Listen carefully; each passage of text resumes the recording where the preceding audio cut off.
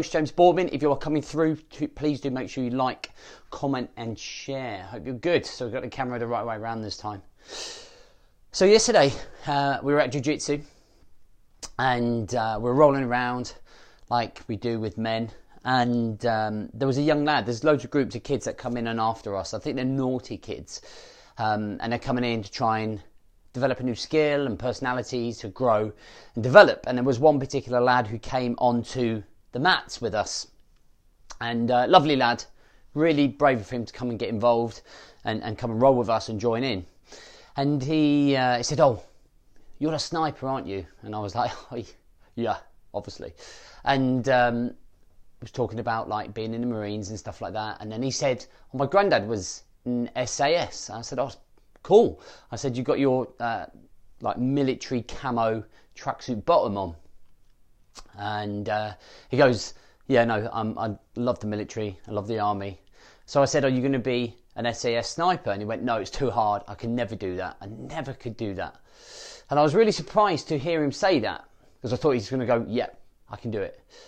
And I wondered where his self-limiting beliefs came from at such a young age. He must have been about 12, 13, something like that. And I challenged him and said to him, "Why? Who said you can't do it? Like, why can't you do it? Anything worth having is always hard. It's always going to be difficult. It's never going to be easy."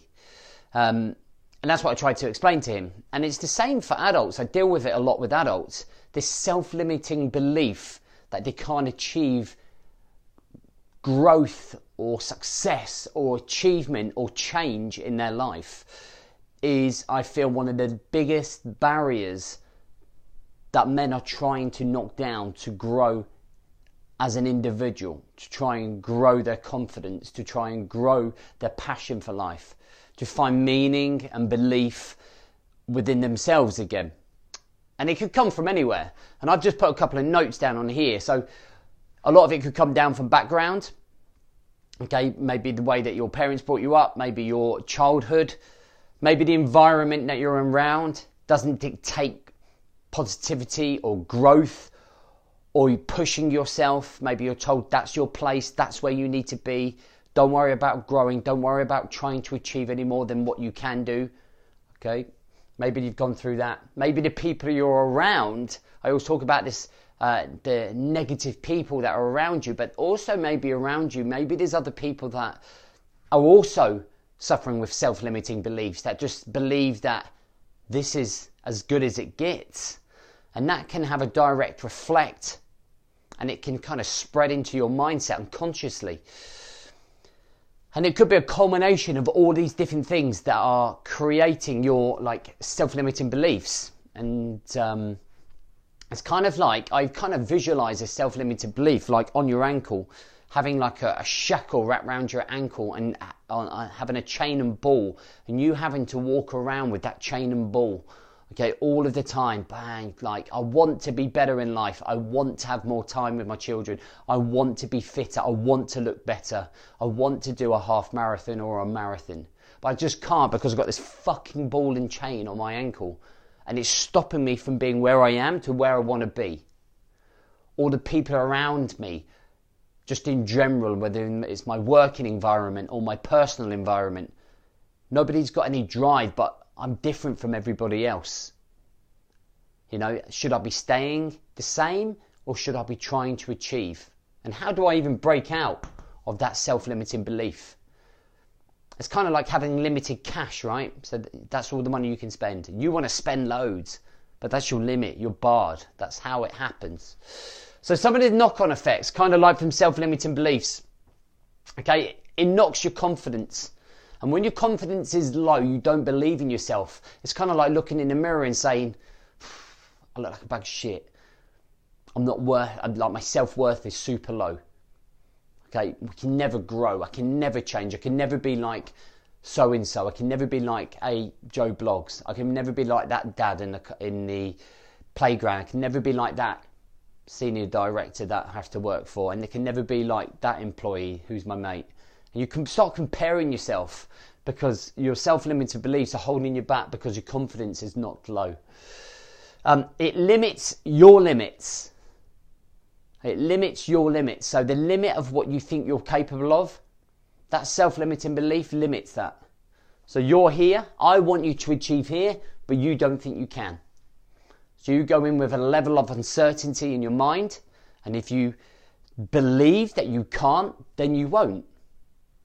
So if I set you something and you truly believe that you cannot do it, then you won't do it. Okay, it restricts your growth as an individual, right? So trying to grow. So when I talk about growth, I'm talking about having more control in your life, having better habits, having better routines, having better structure in place to build a better work-life balance, to build a better health regime, to build a better family, a better sex life, better friendships, more money, earn more money. You just kind of stay the same. And because you're stuck in this bubble, you can never break out to achieve those things.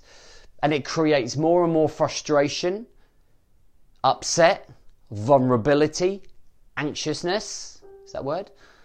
More anxiety, more depression. And it just keeps building and building and building. You end up being like a time bomb. You're stuck in this zone here. And how do you get out? You get out by finding people who want to exceed, themselves, from people who want to live a better life, by hiring coaches or being part of programs that are going to help you develop. I've got guys in the 28-day program who I'm going to be going live and coaching with them after this. They've done week 1. And it's tough for them. They're all dealing with this right now, self-limiting beliefs. Because they've only lived a certain way for a certain amount of months or years. And now I'm challenging them to break these self-limiting beliefs, to achieve a solid routine, to achieve a solid structure in their life. And it's hard. We're trying to break the cycle. But to achieve the next level of living, to be an elite operator in life, instead of just doing okay or being stuck in here, we're going to have to break the mold. We're going to have to break, okay? We're going to have to break out. Boom. We're going to find a way. And it's going to be challenging mentally and physically and emotionally. It's going to be difficult. And there are going to be times when you feel flat on your face and get smacked in the face by life. But you just get back up and you go again. And then you start stretching the self-limiting belief theory. And you start bursting the bubble. And then suddenly you start becoming a much better person. It doesn't happen overnight. It takes time, persistence, consistency, commitment, passion, all of those things. So I want you to think about over the weekend, what self-limiting beliefs are holding you back, and what are you going to do next week that is going to change the way that you deal with this? What are you going to do that's going to break that self-limiting belief? Comment down below. Let me know what you think. All right. Have a great weekend. If you haven't pre-ordered my audio book that's coming out next month, then you can do that on this post here right now. That might be able to help you. You can listen to me permanently if you like it. But have a cracking weekend, and I'll catch you Monday morning.